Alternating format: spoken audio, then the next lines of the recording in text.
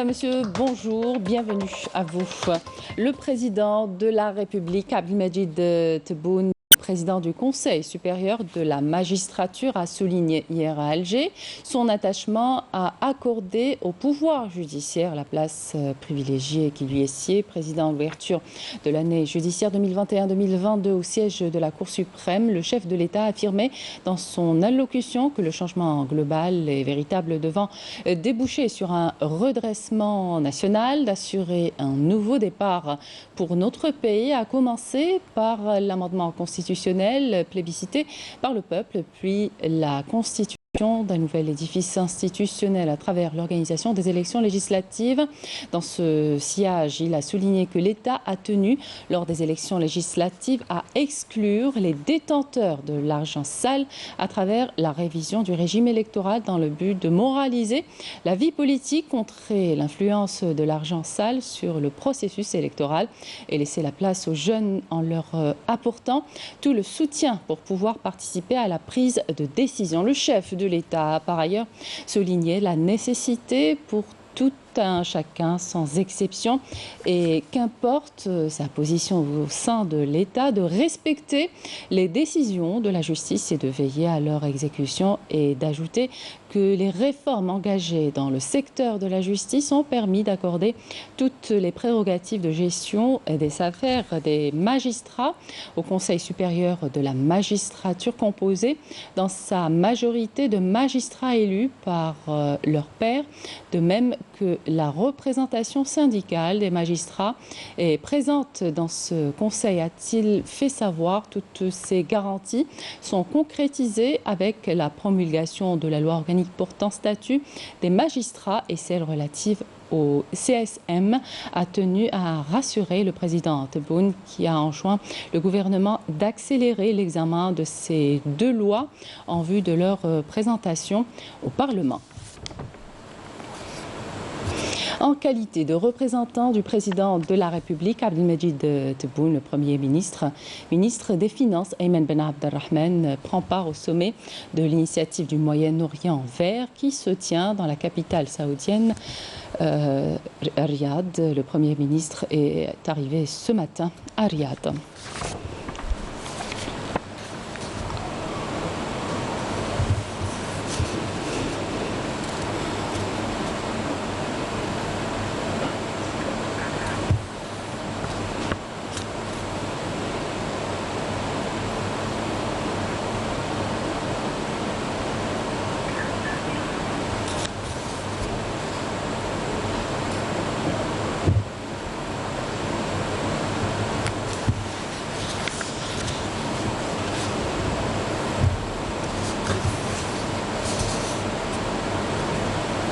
L'Algérie, précurseur dans la lutte contre le phénomène des changements climatiques et de la protection de la biodiversité, participe aujourd'hui au sommet initiative du Moyen-Orient vert organisé en Arabie Saoudite à Riyad. Plusieurs experts internationaux en climatologie ont d'ailleurs salué les efforts et les engagements de l'Algérie face aux défis des changements climatiques. Raouf Hamouch. L'Algérie est précurseur dans la lutte contre le phénomène du changement climatique et de protection de la biodiversité. Elle est également parmi les pays les plus engagés dans la protection de l'environnement marin en mer Méditerranéen. Le Premier ministre, ministre des Finances, Ayman Ben Abdelrahman, représentant du président de la République, Abdelmadjid Tebboune, qui prend part aujourd'hui à Riyad au sommet, l'initiative du Moyen-Orient vert, est venu le confirmer. Un sommet où plusieurs experts internationaux en climatologie ont salué les efforts et les engagements de l'Algérie face aux défis du changement climatique. Comme vous le savez, l'Arabie Saoudite et l'Algérie sont des pays frères qui partagent la même vision quant à la protection de la biodiversité et la transition vers une énergie propre. Je remercie l'Algérie pour les engagements et les efforts qu'elle fournit en matière de lutte contre le phénomène du changement climatique et de protection de la biodiversité. J'appelle d'ailleurs l'Algérie à travailler en étroite collaboration avec ses pays voisins dans ce domaine. La participation de l'Algérie au sommet du Moyen-Orient vert témoigne du grand intérêt qu'elle accorde à ce domaine auquel elle a déjà démontré tout son engagement lors de la COP21 organisée à Paris en 2015. Ce n'est un secret pour personne si deux pays arabes comme l'Algérie et l'Arabie saoudite accordent un intérêt particulier à l'environnement et au changement climatique, qui ont un impact direct sur la qualité de vie des hommes. D'où l'intérêt de la tenue du sommet du Moyen-Orient vert.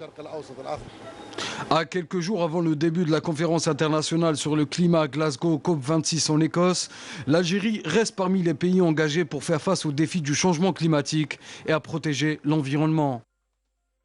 Le ministre de l'Intérieur, des collectivités locales et de l'aménagement du territoire, Kamel Beljoud, s'est entretenu avec son homologue nigérien Al-Kash Al-Hada en visite de travail en Algérie pour co-présider les travaux de la 7e session de la commission frontalière algéro-nigérienne qui se tient aujourd'hui.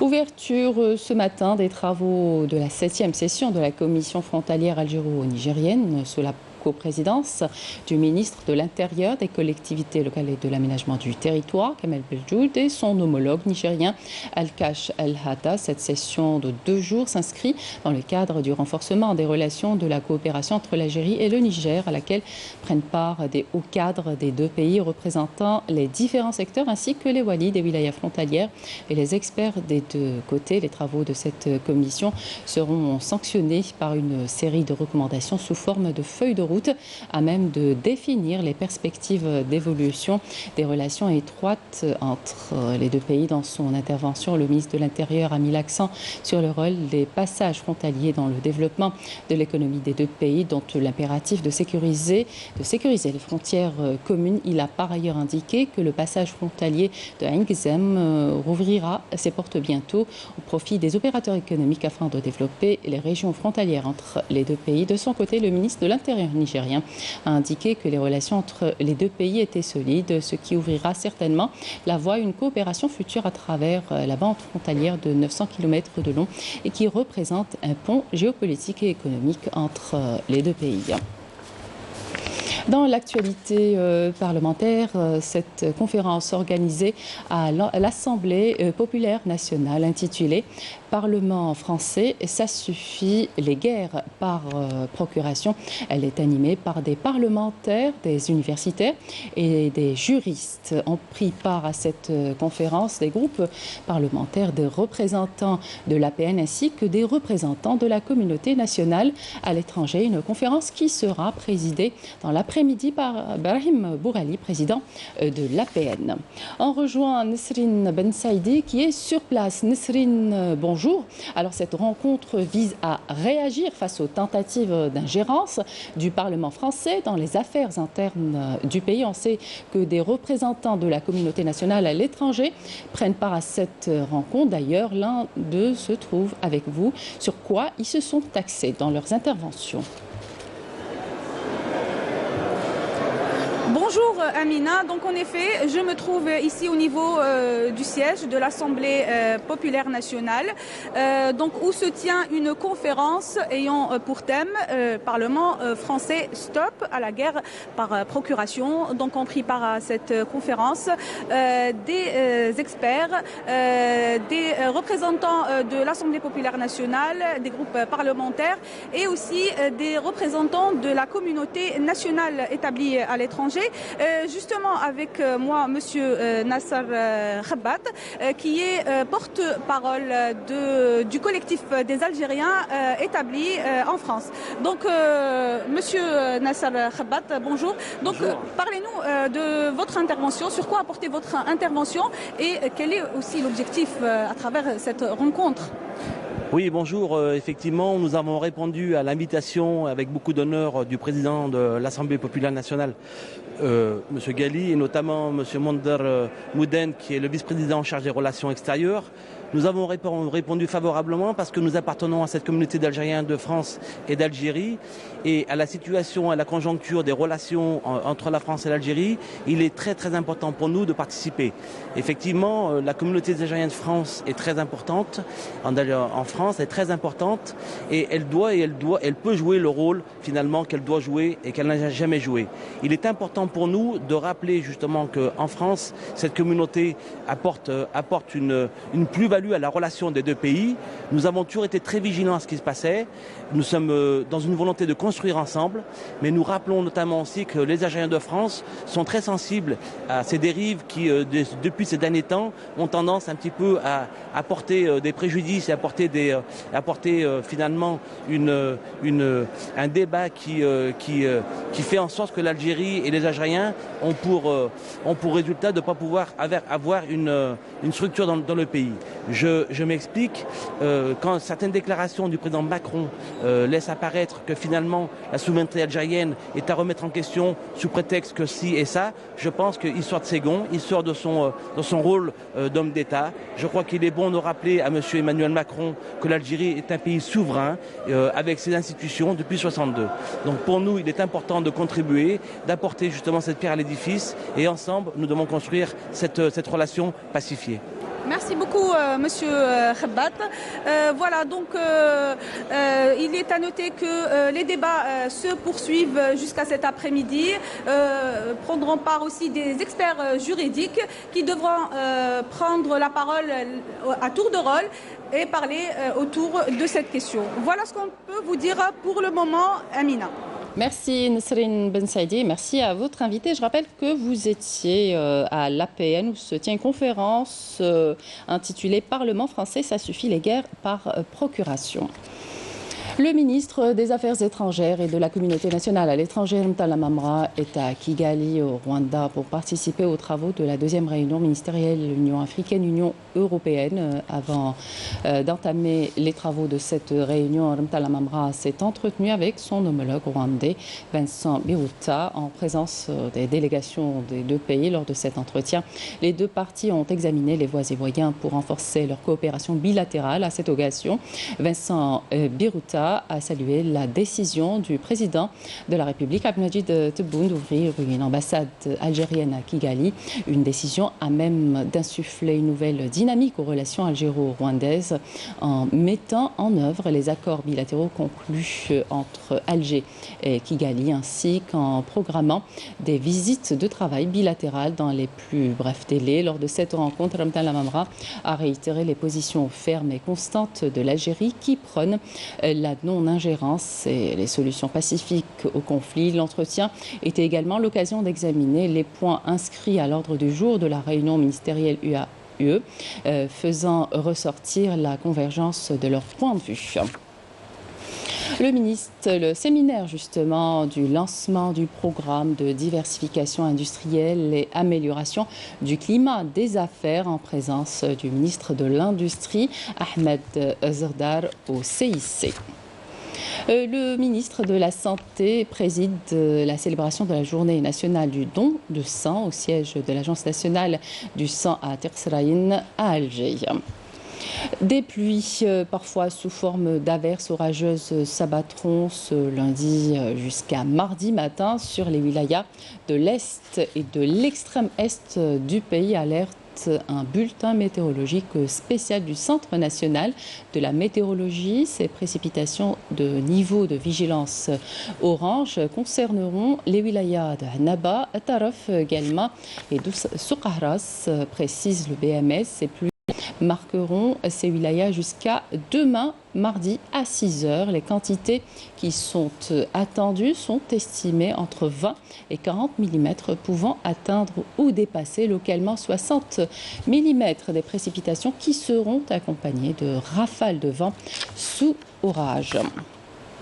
Les unités de l'armée populaire de libération sahraoui ont mené de nouvelles attaques contre des positions des forces d'occupation marocaines et ces structures militaires déployées le long du mur de la honte. Des détachements avancés de l'APLS ont bombardé samedi et dimanche des points de retranchement de l'armée marocaine dans les régions de Akrara, Lahdid dans le secteur de Farsiya et Doumès, Oudi, Damran et Abit Nchouden, Atouadjil et Kilbenous.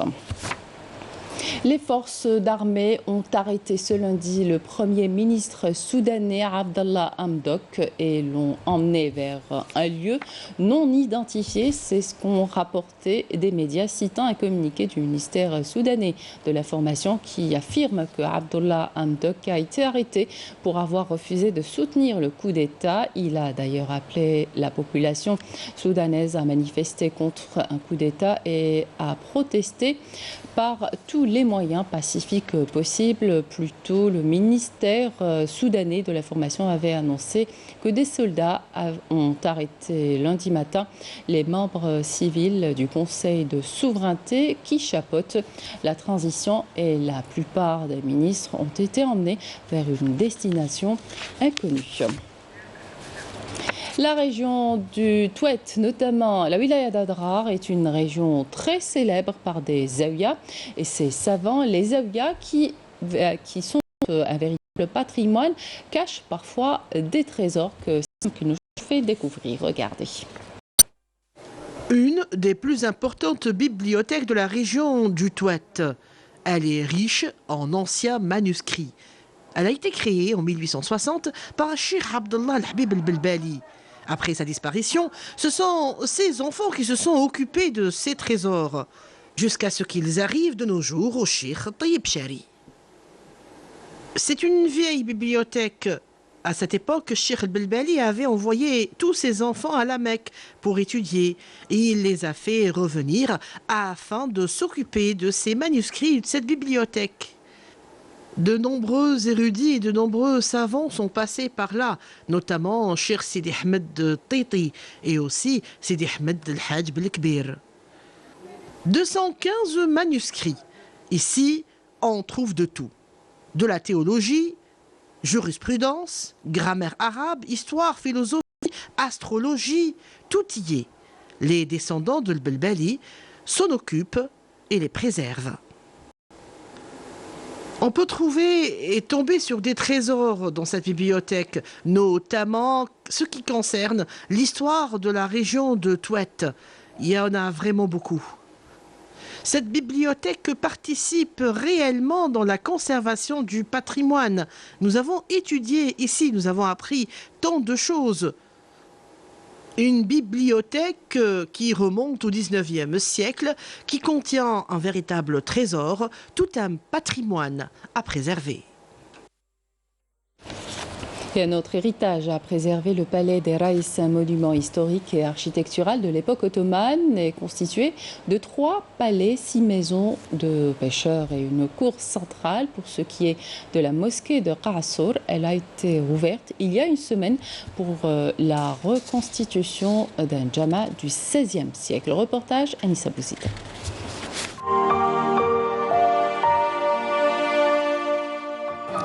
L'édifice religieux Qassour a réouvert ses portes au grand bonheur des visiteurs du Bastion 23. Situé entre le Palais 17 et les maisons de pêcheurs, la salle d'exposition est une reconstitution d'un djama de l'époque ottomane. La majorité des Algériens ne savent pas que Bastion 23, au Bastion 23, on a un djama qui s'appelle Djama Qassour.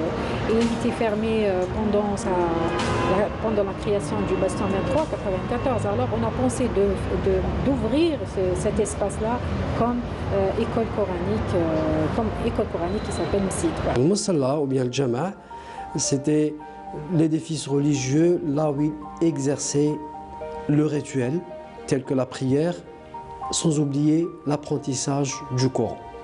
La salle d'exposition, donc, elle est dotée de panneaux explicatifs avec une démonstration ou bien une illustration, autrement dit une scène d'un imam qui est entouré d'enfants pour montrer c'est quoi l'apprentissage du Coran.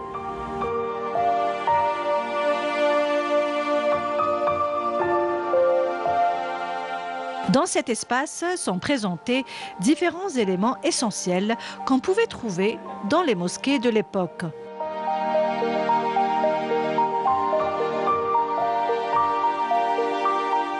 Les outils qui ont été utilisés dans le Msid ou bien dans le Djama pour l'apprentissage du Coran, tels que le qlam, l'encrier, l'encre, alors les outils d'effacement tels que l'argile et la boue. Voilà, la planchette, autrement dit, louha, la tabloïd. Donc tout ça rentre dans la reconstitution de la salle d'exposition, fut appelée aussi Jama' ou bien le Musalla ou bien le Msid. Lieu de culte où se rassemblent les fidèles pour la prière. Mais pas que. La mosquée a toujours été un espace de transmission de savoirs religieux et des sciences pour les plus jeunes.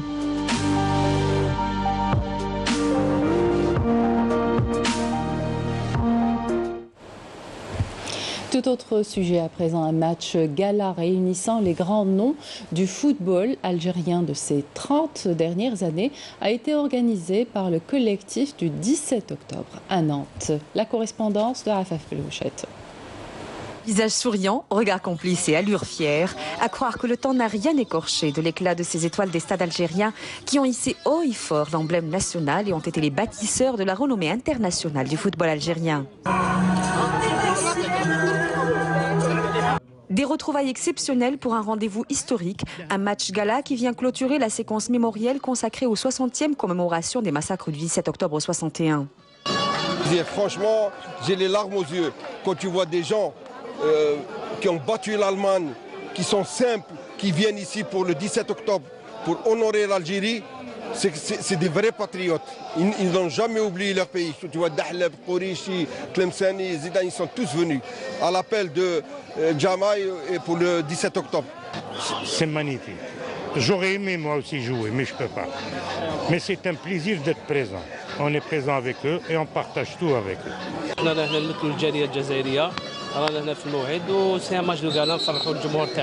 Pouvoir perpétuer la mémoire de tout ce qui s'est passé, je crois que c'est surtout ça qu'il faut reconnaître aujourd'hui.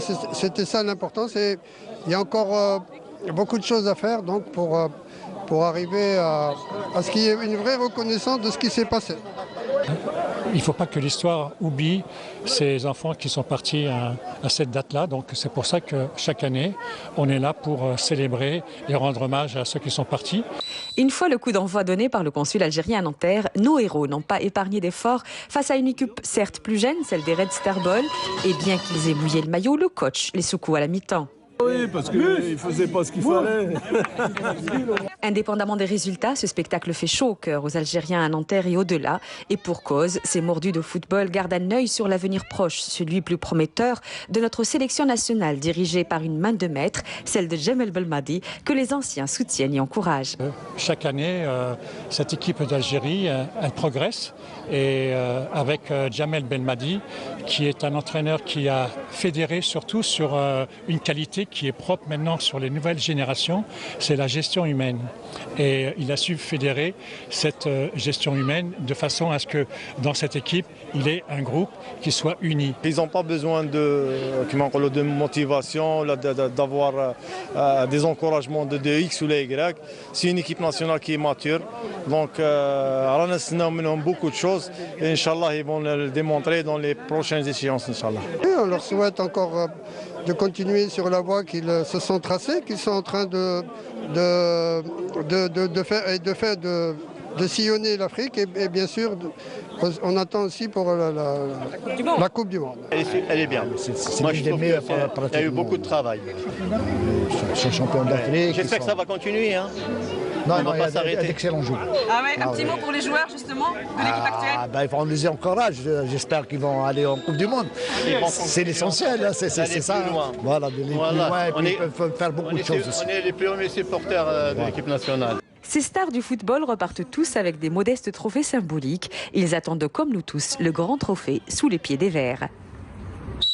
Football toujours, le représentant algérien en Ligue des champions d'Afrique de football, le CR Belouizdad, s'est qualifié pour la phase de poule de la compétition après sa victoire sur son homologue ivoirien, la SEC Mimosa, sur le score de 2-0. Match retour disputé hier soir au stade Omar Hamadi de Boulourine. L'autre représentant algérien dans cette compétition, l'US Sétif, s'est qualifié pour la phase des poules à l'issue de sa victoire devant les Mauritaniens du FC Nouadhibou. en match retour joué au stade du 8 mai 45 de Sétif. Par ailleurs, et comptant pour le deuxième tour préliminaire retour de la Coupe de la Confédération de football, la JS Kabylie s'est imposée hier face aux Marocains de l'AS des Phares par 2-1. La JS Saoura s'est quant à elle qualifiée au 6e de finale bis de la Coupe de la Confédération malgré le nul concédé face à l'ASSAC Concorde sur le score de 1-1 partout. Voilà, c'était la dernière information de cette édition. Merci de votre attention. Tout de suite, les prévisions météo avec Feriel Chir. Excellente suite de programme sur Canal Algérie.